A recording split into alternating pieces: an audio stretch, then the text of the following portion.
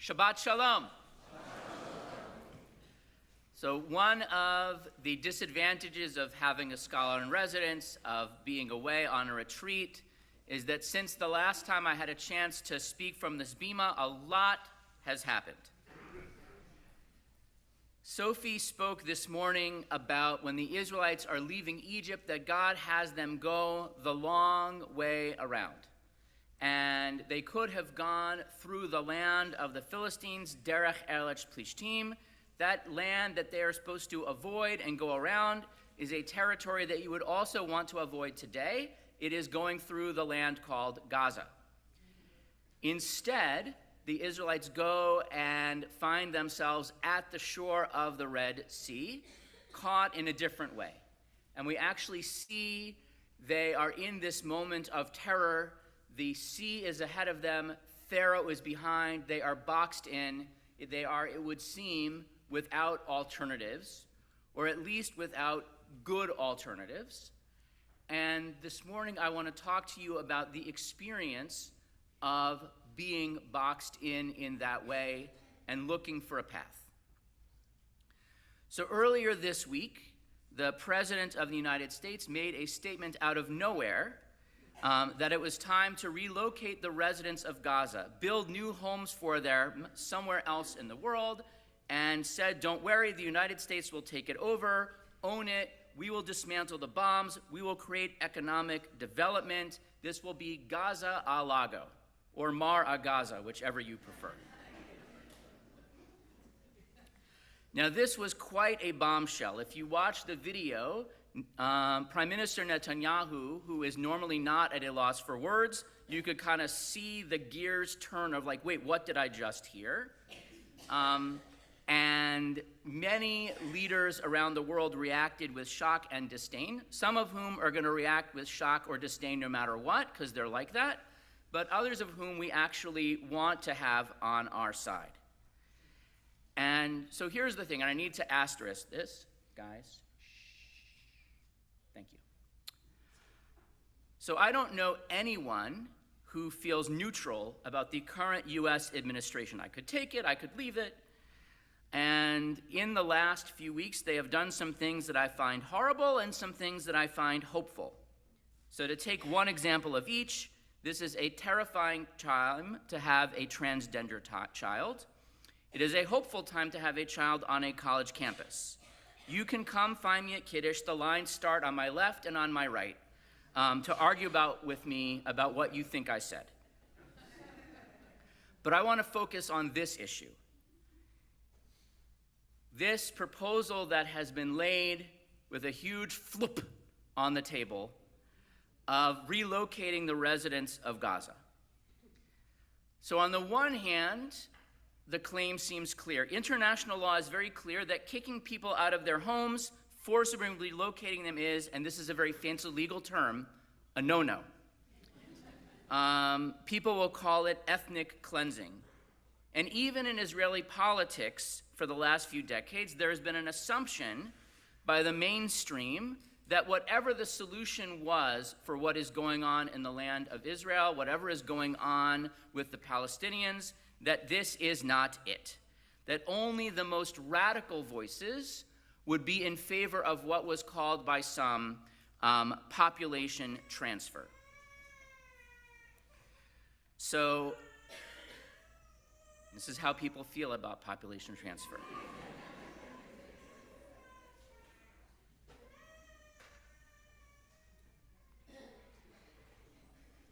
And I think as Jews, many of us hear this proposal and it strikes a chord of anxiety within us because our people have been exiled and uprooted time and time again, not just from our own land, but from others. We thought we were settled in England. We thought we were settled in Germany. We thought we were settled in Spain. We thought we were settled in Iraq. We thought we were settled in Egypt. Wherever it was that we thought we had a place to be, at some point there came a moment where we realized that we were not welcome, and our best scenario was to flee. So in some ways, this proposal is the flip side of when people march in the streets in their masks with their green flags and proclaim from the river to the sea. They are calling for the ethnic cleansing of Jews from the land of Israel. And this is, if you will, the flip side, the opposite side of that exact coin. And so the question that folks ask is, so what is the impact of this? Will this ruin the negotiations? Will this bring a halt to the process that is underway that is bringing hostages home?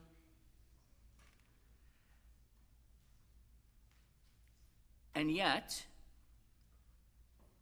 it seems that a lot of Israelis are at least intrigued by the idea. Because as I mentioned earlier, there comes a point where you reach a moment where things seem untenable. So in our portion this week, the Israelites reach the point where they are stuck between Pharaoh and the deep blue sea, or the deep Red Sea, as the case may be. The Israelites, we are told in the Midrash, are divided. 4 groups. One said, we should fight. We have whatever weapons we took with us from Egypt. We should take on the Egyptian military chariots, one of the greatest in the world. How badly can it go? Another said, let's give up. Let's return to Egypt and be slaves again. Another said, no, we should cry out against them. And then there was a group that said, let's just jump into the sea and get this over with. This is a people who are deeply divided because they did not know what to do, and they were facing an Egyptian. In the text, it says, Mitzrayim is always cited in the singular, whereas Bnei Yisrael is the plural. The Egyptians were united in their goal of destroying us, and we were divided as to how we could respond, how we could survive. And in some sense, that's the moment that we are in right now. Because on the one hand, to actually leave Hamas in power in Gaza, still holding hostages, means having a generation of continued low-grade war and occupation and continuing to fight a battle of public opinion. Gaza's rebuilding is going to be an unbelievable project should it take place. Hamas has put their terrorist and military infrastructure, terror tunnels, missile launchers, arms caches, hostage holding cells under schools, in mosques, under people's homes. And so in the process of destroying the infrastructure used to attack innocent Israelis, Israel had no choice but to go through homes and schools and mosques and the UN facilities where hostages and weapons were being held. If you are going to rebuild, that is an overwhelming task. And by the way, that is assuming you can rebuild the civilian infrastructure without the same thing that happened last time happening again. When you send pipes into Gaza to create a sewage system, will a sewage system be created, or will those pipes be diverted to create more rockets? When you send money to build concrete plants and to bring in building materials, will those used to be build homes or luxury hotels, or will they be used to build more terror tunnels? One of the formative experiences of my life was my first trip to Israel when I was 9, and there are many aspects of that experience. One that I thought that I would never cite in a sermon was that the hotel had in-house TV. So your choice was either watching the one Israeli channel, or they had 3 American movies on loop. So you could watch the movie Animal House every 2 hours, which I did. And so I'm struck by a line from that movie, which is not cut the cake, but I think that this situation absolutely requires a really futile and stupid gesture be done on somebody's part. And really the question is whether, as John Belushi responded, we are just the guys to do it.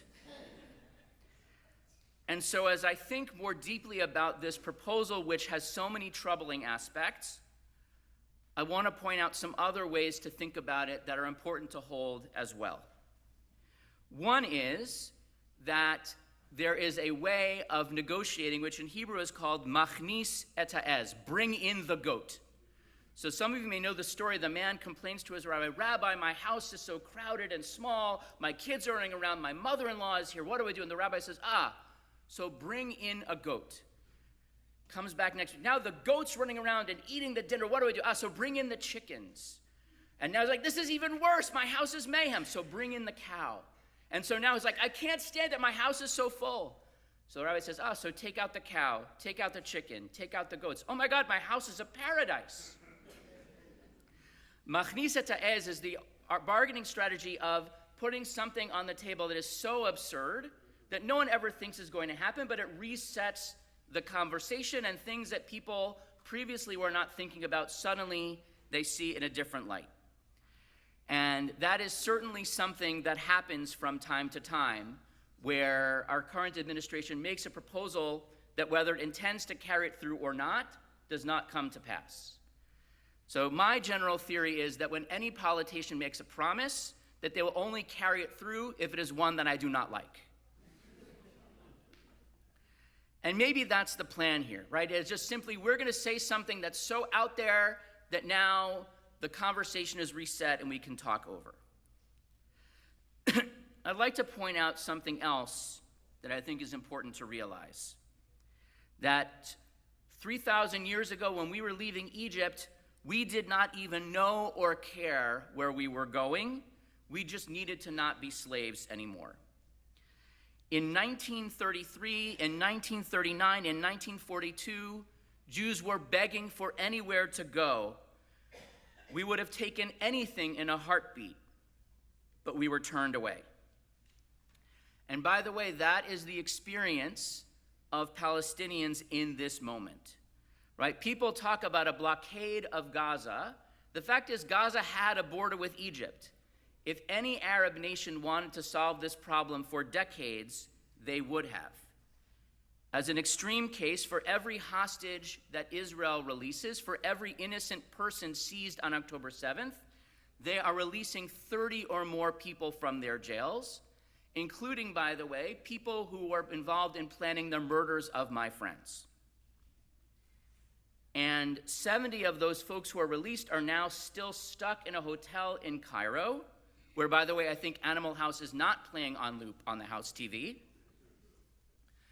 because no country will take them. So Israeli women and old men are being traded for murderers that no country wants. But here's the thing. A lot of the people who have been living in Gaza, their families have been living there since 1948 because their grandparents fled what is now Israel with the promise the war will be over, we will drive the Jews into the sea, and you can come back. And so there's an organization, part of the UN, called the UNRWA, that has granted them permanent refugee status. So normally in the world, if you're a refugee, you are resettled. If you're fleeing the war in Somalia, we send you to Minneapolis. Right? If you are fleeing the war in Syria, 5 million refugees from Syria have been resettled around the world. Many of the Palestinians who are in Gaza claim the status of refugee, which, by the way, means that you say, we don't belong in this place, we're just here temporarily. So if you are claiming that you are a refugee, you can't claim that and claim that you live in the place where you're living. You can't be someone who belongs somewhere else and someone who belongs here. And so I wonder what would happen if the Arab world actually wanted to do for the Palestinians something other than just paying lip service, the way that Israel did for Jews when they were kicked out of half of the Middle East 75 years ago. When Pakistan and India were created, millions of people relocated. When Jews fled Poland, they, for the most part, chose to not go back. I am willing to bet that there are many people in Gaza who, not because anyone forced them, but because who willingly would take a buyout offer, who are tired of being human shields for a terrorist group, who just want a new life somewhere where they can live and work. And as long as Hamas is in control in Gaza, that will not be a place where that can happen. Because the people who control Gaza and who plan to control Gaza even after these negotiations are over still live under the delusion that maybe next war that they can kick the Jews out. We are, if you will, on both sides of the fence, stuck at the sea. Do we fight? Do we negotiate? Do we go back to the way things were? Or do we jump into the ocean and see what happens? Our Torah portion this morning ends with a war of a different sort, a war of Amalek. When the Jews fight against the Egyptians, we are told later in the Bible time and time again, do not hate the Egyptians. It was not personal. We have to get over it. The end of the Torah portion has us at war with a nation called Amalek. And Amalek, there is a vision of a war literally from generation to generation, a war upon God's throne. Moses, to win that war, needs to keep his hands up. His hands tire, and his hands must be suspended in air. It is a war that cannot be sustained. So one path that the Torah and history offers us is a war of eternity, a war of generations, a war of exhaustion. Forcibly kicking millions of people out of their homes is also a bad idea. I'm waiting for the better one. Shabbat shalom.